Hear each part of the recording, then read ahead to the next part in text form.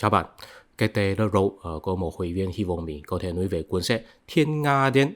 Tác giả Nassim Nicholas Taleb là một nhà đầu tư rất thành công. Sách là đầu tư của ông ấy chính là dựa trên lý thuyết Thiên Nga Đen, phát hiện Thiên Nga Đen trên thị trường. Ngày xưa, người châu Âu tin rằng tất cả thiên nga đều là màu trắng, có đưa ra một từ ngữ là Thiên Nga Đen. Đó có nghĩa là hiện tượng mà không có khả năng xuất hiện.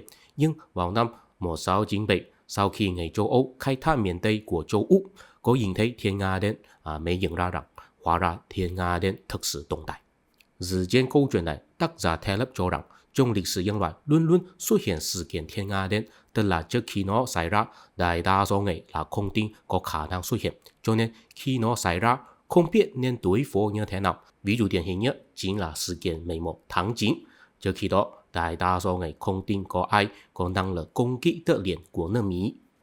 Theo ông ấy, hiện tượng thiên nga đen là vì lý tính công nghệ có hạn và có phiến diện, chủ yếu là 3 lý do.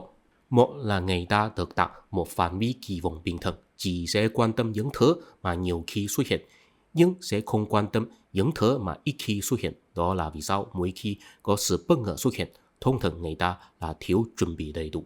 Hai là người ta đã quen với việc khai quát hóa lý thuyết hay mô hình, chỉ dựa trên một vài trường hợp, phớt lờ những thứ mà không được lý giải bằng lý thuyết hay mô hình cố định.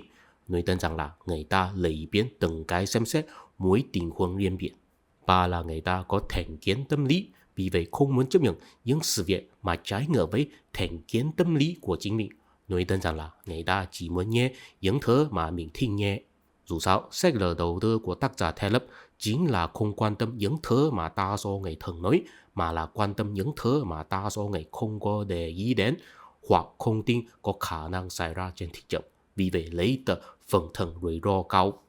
Có lẽ ông ấy có bán khủng trong khủng hoảng tài chính 2007 đến 08.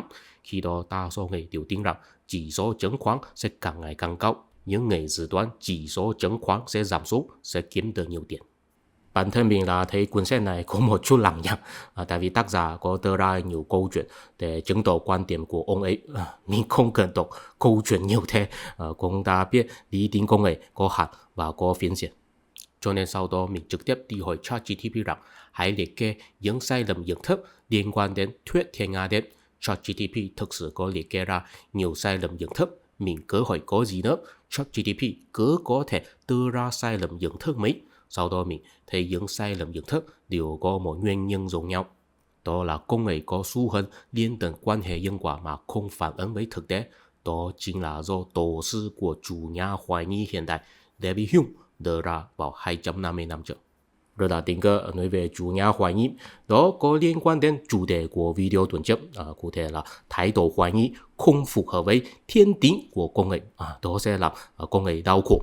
Thiên tính của công nghệ là thích phóng chiếu tâm lý để an ủi nội tâm mình một cái vô ý thức. Tiếp theo, xin để mình bàn luận một cái sâu sắc và chi tiết hơn. Đầu tiên, xin để mình đơn giản giải thích trí thức luận của Hume. Kế thừa từ truyền thống chủ nhà kinh nghiệm của nước Anh, Hume thấy rằng nhận thức của nhân loại là bao gồm từ kinh nghiệm giác quan và tạo nên ấn tượng impression và ý niệm idea trong đầu óc. Trong đó ấn tượng là kết nối với ký ức giác quan nhiều hơn, ý niệm thì là chủ động hơn. Ví dụ khi nói về ấn tượng về quả táo, mọi người sẽ liên tưởng đến mùi vị của quả táo. Còn khi nói về ý niệm về quả táo thì chỉ cần liên tưởng đến một hình dạng chung chung thôi.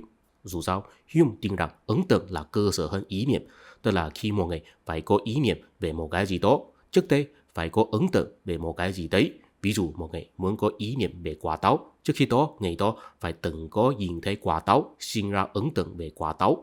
Muốn có ý niệm về mùi vị quả táo, trước khi đó phải từng có ăn quả táo, sinh ra ấn tượng về mùi vị quả táo.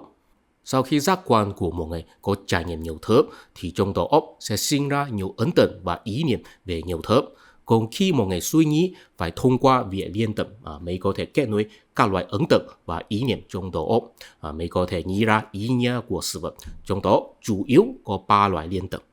Một là sự tương tự, khi có người cho bạn xem bức ảnh của người thân của bạn, bạn sẽ tự nhiên nghĩ đến người thân đó, tại vì bức ảnh đó giống với người thân đó.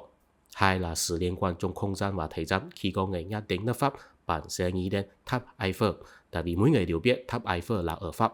Khi nhắc đến năm 2020, bạn sẽ nghĩ đến Covid-19, tại vì mỗi ngày đều chịu khổ vì Covid-19 trong năm 2020.